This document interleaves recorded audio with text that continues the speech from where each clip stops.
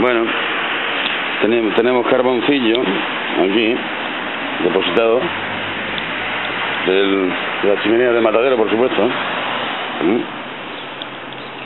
Esos puntitos negros aquí en el capó del coche, en los laterales del coche,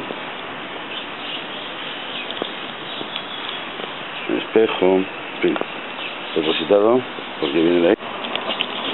Bueno, plantas también. Aquí en las plantas observamos cómo este carboncillo también se deposita.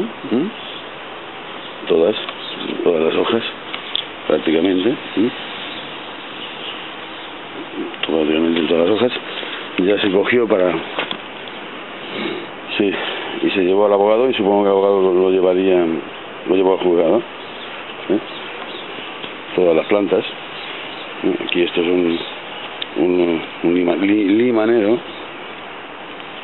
y también, por supuesto, tiene sus partículas, todas sus partículas, todo está impregnado de estas partículas.